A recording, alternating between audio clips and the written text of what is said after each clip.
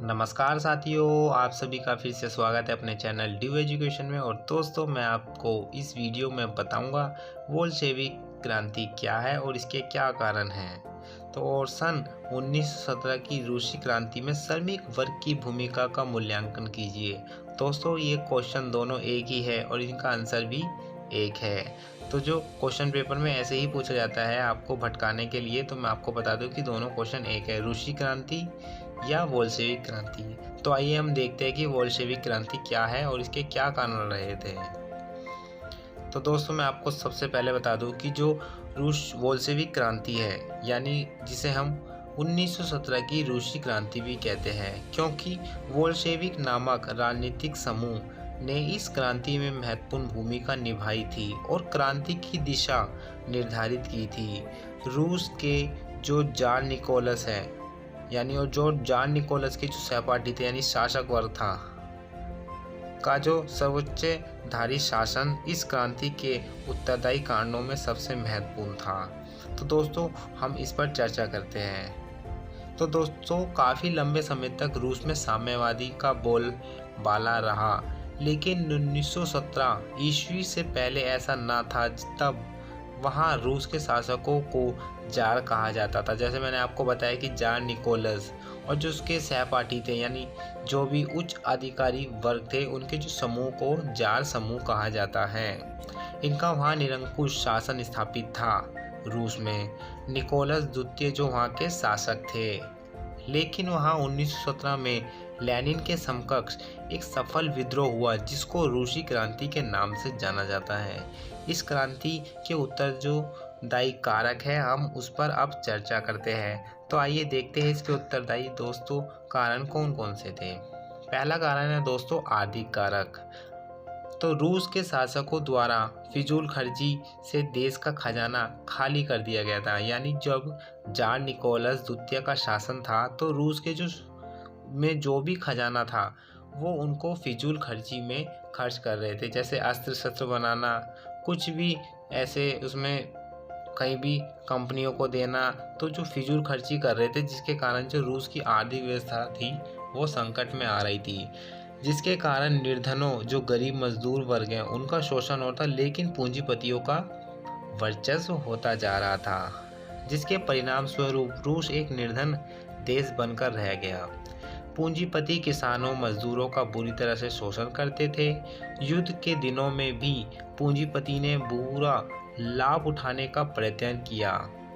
वह मजदूरों को पूरी मंजूरी नहीं देते थे और पूरा काम करवाते थे। जब फर्स्ट वर्ल्ड जो हमारा युद्ध चल रहा था विश्व में, तो उसमें जो पूंजीपतियों ने इतना लाभ उठाया कि जो क्या बोलते हैं किसान हैं, उन मजदूरों हैं, उनके बुरी तरह शोषण करते थे और उनको इतना वेतन भी नहीं दिया जाता था जितना वे एक दिन में काम करते थे।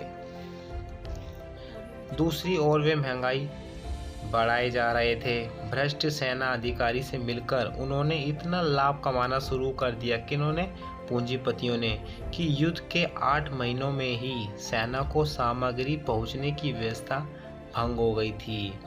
उनके पास अस्त्र शस्त्र व वर्दी की कमी हो गई, जिसके परिणाम स्वरूप इस क्रांति को बढ़ावा मिला। अगला पॉइंट है दोस्तों जार शासकों की निरंकुशता। मैंने आपको बता दिया कि जार शासक कौन थे। निरंकुश का मतलब होता है कि जो जार शासक थे, जिस समय इनकी सत्ता चल रही थी रूस में, तो ये सभी जार शासक जनता के प्रति उत्तरदायी नहीं थे, यानी जवाबदेही नहीं थे। रूस में बोल्शेविक क्रांति का प्रमुख कारण वहाँ के शासकों की निरंकुशता से है। वहाँ के शासक जनता के प्रति उत्तरदायी नहीं थे, जिसके परिणाम स्वरूप जनता को क्रांति के लिए मजबूर कर दिया गया, क्योंकि वहाँ की सरकार जनता के अधिकारों को हनन करती थी। जैसे नागरिकों को भाषण देने से रोका जाता था, लिखने पढ़ने की आज़ादी नहीं थी और जो मताधिकार से वंचित भी करा जाता था।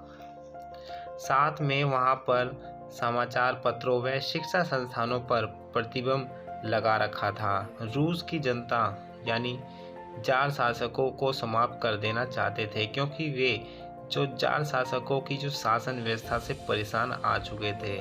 तो ये कारण भी मेन रहता है बोल्शेविक क्रांति को बढ़ावा देने के लिए। दोस्तों अगला कारक है हमारा रूस और प्रथम विश्व युद्ध। प्रथम विश्व युद्ध का भी रूस में क्रांति लाने में पूरा हाथ था। यूरोप में 1914 ईस्वी से पहले 2 शक्ति गुटों में स्थापित हो चुके थे। एक में इंग्लैंड, फ्रांस और रूस थे, दूसरे में जर्मनी, ऑस्ट्रिया और इटली थे।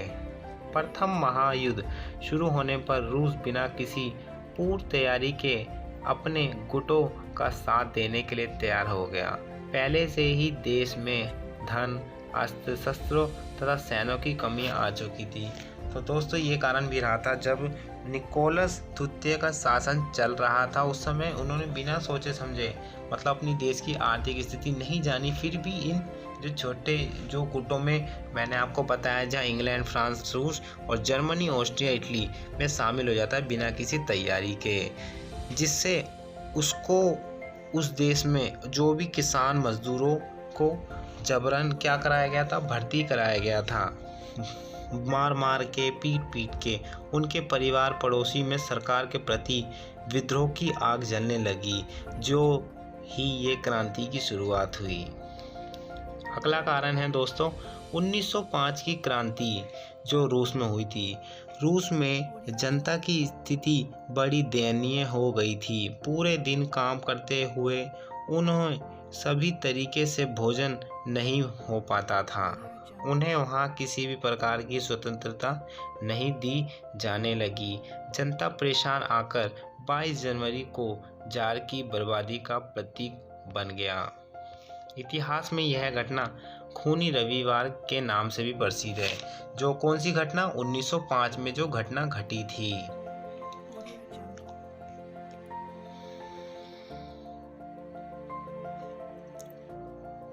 जनता पूरी तरह से सरकारों से परेशान हो चुके थे, जिन्होंने निरंकुश शासकों का अंत करने के लिए सोच लिया। यही कारण से रूस की क्रांति की शुरुआत में कामगार साबित हुई। अगला कारण है दोस्तों समाज का पिछड़ापन यानी सामाजिक कारक।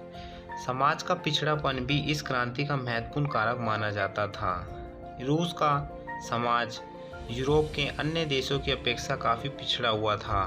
किनके कारण? जो जार निकोलस द्वितीय और उसके जो सहपाठी थे उनके कारण। उस समय जनता ठीक से अपना जीवन निर्वाह नहीं कर पा रही थी। लोगों को उनकी आवश्यकता पूरी करने वाले संसाधन भी उपलब्ध नहीं हो पा रहे थे। अगला कारण है दोस्तों मजदूरों का हनन। रूस में मजदूरी की स्थिति मानो बुरी से बुरी, बदतर से बदतर होती जा रही थी। कारखाने, फैक्ट्रियों में मजदूरों से पूरा काम करवाते थे और उनके कार्यों के बदले उनको वेतन यानी भुगतान नहीं दिया जाता था। इनसे उनकी जो मूलभूत आवश्यकता पूरी नहीं हो पा रही थी। पूंजीपति लोग उनके सुख व दुख की बिल्कुल चिंता नहीं करते थे। वे खाली अपने लाभ कमाने के लिए ही प्रयत्न करते रहते थे। अगला कारण है दोस्तों रूसी साम्राज्य। रूसी शासक साम्राज्यवादी थे। उन्होंने पोलैंड, फिनलैंड और बेसाराबिया आदि के अधिकांश भागों पर कब्जा करके साम्राज्यवादी का परिणाम कर दिया।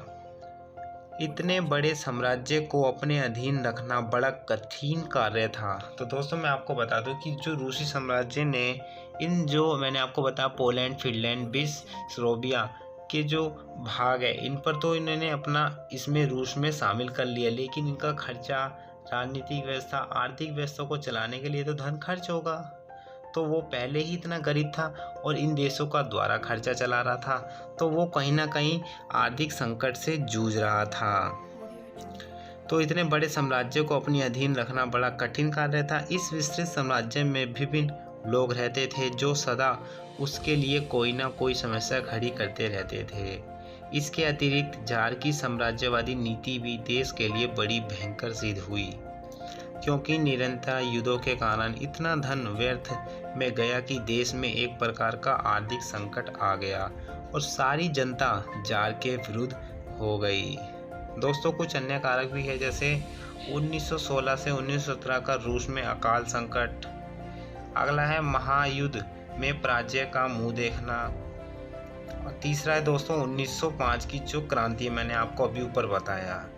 तो इस वीडियो में इतना ही दोस्तों, और जो नेक्स्ट वीडियो है बोल्शेविक क्रांति के जो परिणाम हैं हम अपनी अगली वीडियो में आपको बताएंगे।